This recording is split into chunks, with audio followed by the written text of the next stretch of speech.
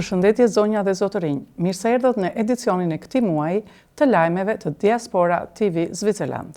Unë jam Rikela Andrea Nune. Le t'ju hedhim një vështrim titujve kryesor.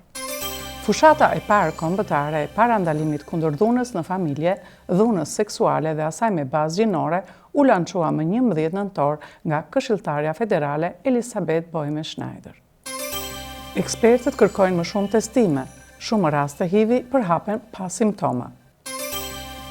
Java e feve 2025 në të dy bazelet përfundoi me shumë sukses.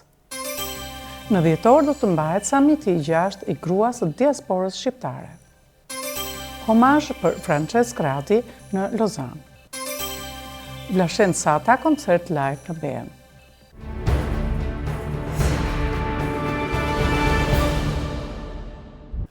Dhuna në familje, dhuna seksuale dhe dhuna me bazë gjinore shkakton vuajtje të mëdha çdo ditë në Zvicër, duke sjellë pasoja të rënda për të prekurit dhe për shoqërinë të rësi. Me nisjen e fushatës së saj të parë kombëtare, Konfederata po forcon përpjekjet për të parandaluar këto forma dhune, të cilat mbeten të përhapura gjërësisht. Vitin e kaluar, policia regjistroi 21.127 vepra penale të lidhura me dhunën në familje, një rritje prej 6% krahasuar me vitin e mëparshëm, duke përbërë rreth 40% të gjitha veprave të raportuara.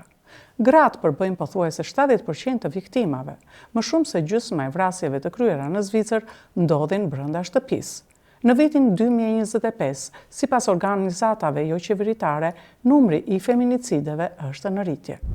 Një nga qëllimet kryesore të fushatës është ofrimi i ndihmës për grupet e ndryshme të prekura.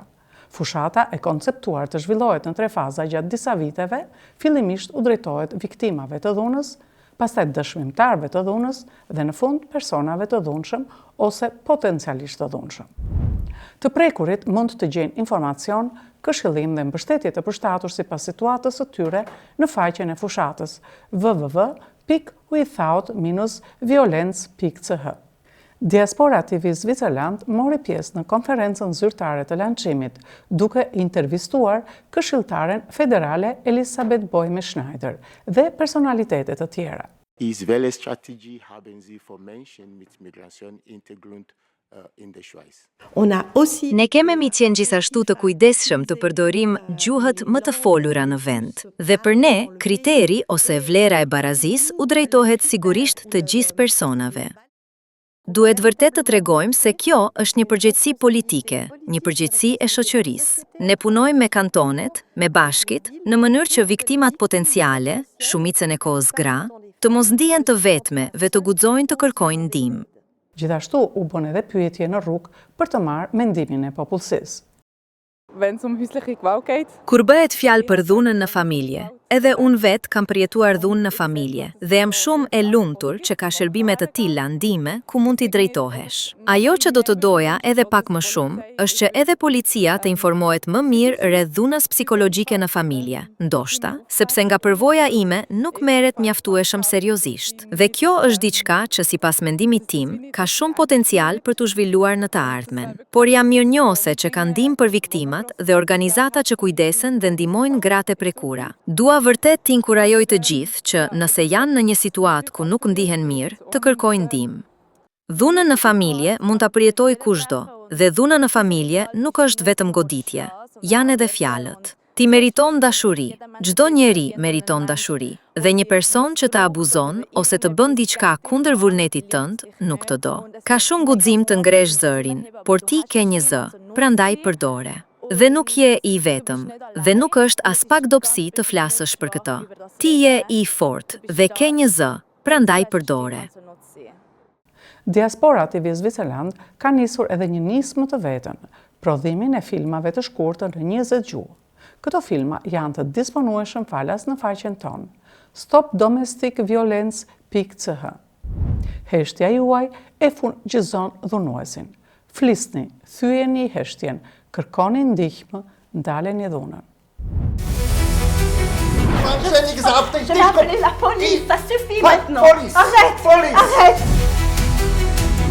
Ich will keine dicke Frau, sonst kann ich doch das Fitness-Abo bezahlen. Nein, irgendwann ist es einfach fertig. Nein.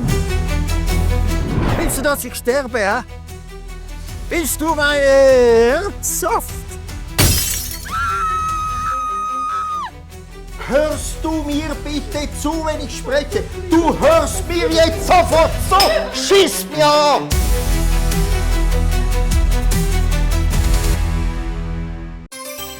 Sipas Zyrës Federale të Shëndetësisë Publike, shumë infeksione mund të parandalohen përmes përdorimit të qëndrueshëm të mbrojtjes dhe testimit në kohë. Ekspertët theksojnë se HIV dhe shumica e infeksioneve seksualisht të transmetueshme mund të jenë të pranishme pa simptoma të dukshme, që do të thotë se individët shpesh i transmetojnë infeksionet pa e ditur. Ekspertët e shëndetit rekomandojnë veçanërisht të shmangni marrëdhëniet e pambrojtura, sidomos nëse nuk e dini statusin HIV të partnerit. Të përdorni masa mbrojtëse siç duhet dhe në mënyrë të qëndrueshme. Të kryeni testime të rregullta, veçanërisht nëse keni partner të rinj ose të shumt. Të inkurajoni partnerët të testoheni së bashku. Qendrat e testimit kanë raportuar rritje të numrit të takimeve, por zyrtarët theksojnë se më shumë njerëz, sidomos të rinjt, duhet të paraqiten. Shumë klinika ofrojnë tani teste të shpejta falas ose konfidenciale për HIV-in dhe të zakonshme, me rezultate brenda pak minutash. Qendrën më të afërt të testimit mund ta gjeni në gettestet.ch. Testimi nuk ka të bëjë vetëm me mbrojtjen tuaj, por edhe me mbrojtjen e atyre që ju doni. Java e feve është një hapësirë e hapur për një larmi temash dhe njerëzish, me qëllim promovimin e shkëmbimit ndërkulturor dhe ndërfetar. Diaspora TV Zvicërland mori pjesë në disa prej aktiviteteve. Le të shohim raportin ton. Zvicra është një vend i diversitetit. Kultura, gjuhë dhe besime të ndryshme bashkohen këtu, dhe veçanërisht në Basel, kjo shumëllojshmëre kulturore dhe fetare ndihet qartë. Për ta promovuar këtë frym, Iras Skotis, Bashkësia Ndërfetare e Zvicrës, krijoi rreth 20 vite më parë Javën Kombëtare të Feve. Në rajonin e Baselit, ajo organizohet nga Inforel. Nga data 10 deri më 16 nëntor 2025, shumë komunitete fetare hapën dyert e tyre. Muzikë, biseda, lutje dhe takime e shënuan këtë javë, duke u dhënë vizitorëve mundësinë të zbulojnë dhe të kuptojnë më thellë botë të ndryshme fetare. Diaspora TV Shvejc bisedoi me pjesëmarrës për tolerancën fetare, një temë më e rëndësishme se kur sot. Unë mendoj se rëndësia e të qenit tolerant është jashtëzakonisht e madhe, sidomos këtu në Zvicër, sepse ne kemi me vetëdije një klimë të lirë, ku secili ka të drejtë të besojë në çfarë të dojë. Kur toleranca fillon të zbehet, atëherë shumë shpejt lindin grupe ekstremiste, dhe kjo është diçka nga e cila të gjithë njerëzit kanë frikë. Ne nuk duam ta përhapim këtë frikë, përkundrazi, duam t'i afrohemi njëri tjetrit dhe të ecim së bashku. Dhe për këtë nevojitet vazhdimisht një afrimitet i vetëdijshëm ndaj tjetrit. Prandaj toleranca fetare është jashtëzakonisht e rëndësishme. Po, ne përpiqemi t'i sjellim së bashku njerëzit nga të gjitha fetë. Toleranca është një fjalë e vështirë. Unë mendoj se respekti është më i rëndësishëm, që njerëzit të dëgjojnë njëri tjetrin, që individ nga komunitete të ndryshme fetare t'i dëgjojnë dhe t'i interesohen njëri tjetrit. Këto i shoh si fjalë kyçe më të rëndësishme se sa toleranca. Toleranca ka gjithmonë diçka që lidhet me të duruarit e njëri tjetrit, dhe për mua kjo nuk mjafton për një bashkëtesë paqësore. Një moment i veçantë ishte performanca Tinguj që dëgjohen, ndjehen dhe kuptohen. Traditat islame, alevite dhe të krishtera u bashkuan në një skenë të vetme me recitim të Kuranit, thirrje në lutje, këngë shpirtërore dhe melodi tradicionale.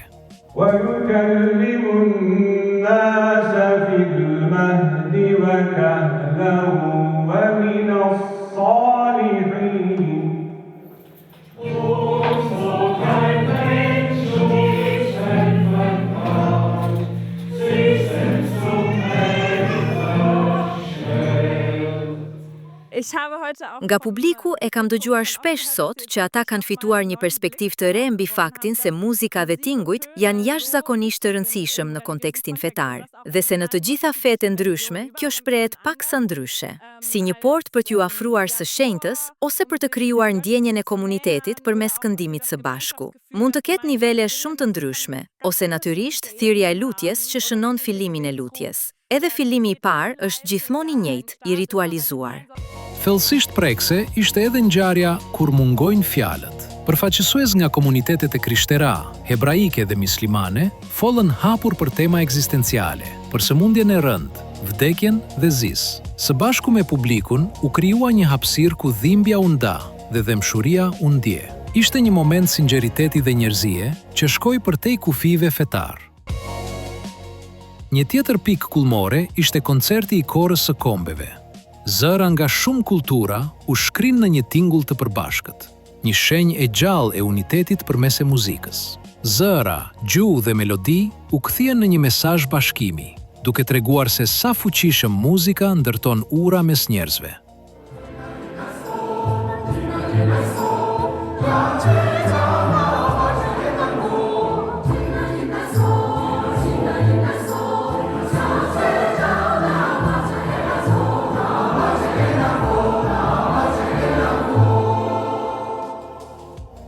Në përfundim të javës së feve, mbetet një mesazh i qartë.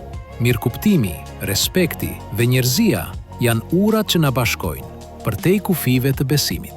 Nga Baseli, raportoi Diaspora TV Shvejc.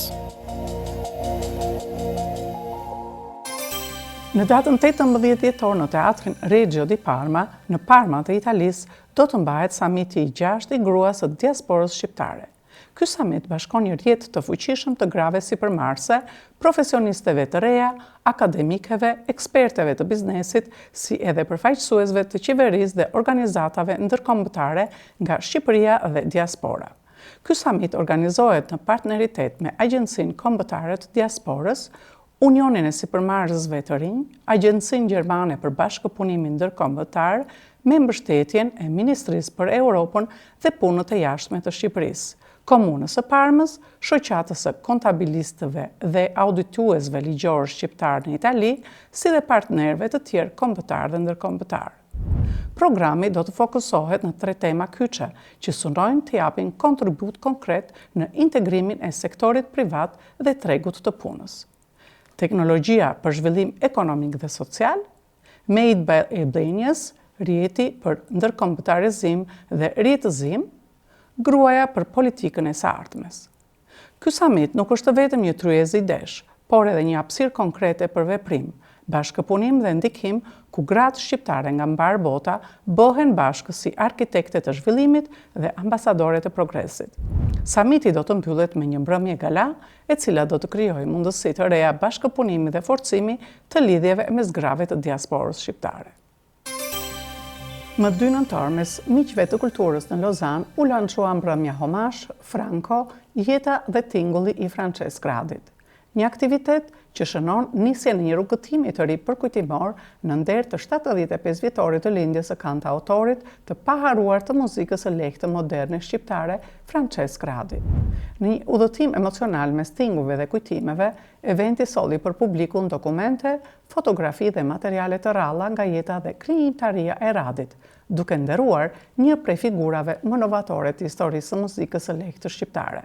Përmes këtyre momenteve, u rikthye emocioni i zërit të tij të veçantë, stilit modern dhe kontributit që ai dha në përditësimin e muzikës shqiptare. Organizimi u realizua nga Swiss Albania Events në koordinimin e Aina Hotit, në bashkëpunim me Tefta Radi dhe kuratorin Elian Stefa.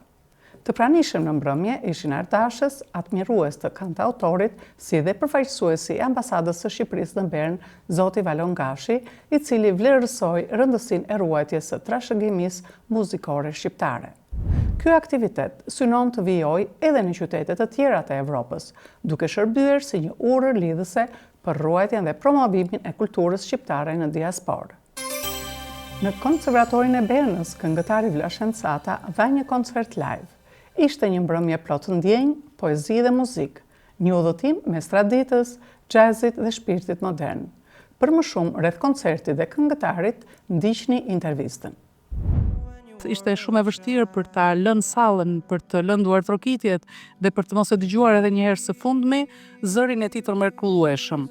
Çfarë do të thotë për ty Vlashend të këndosh?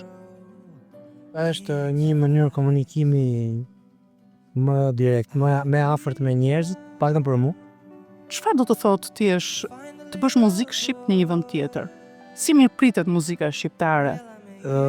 Muzika shqiptare ka avantazhin që në këngët që unë kam bërë është shumë e ndërthurur me teksti me fjalët dhe edhe nëse nuk e kupton tekstin, kupton që ka një emocion që përjetohet për ato që nuk e flasën gjuhën.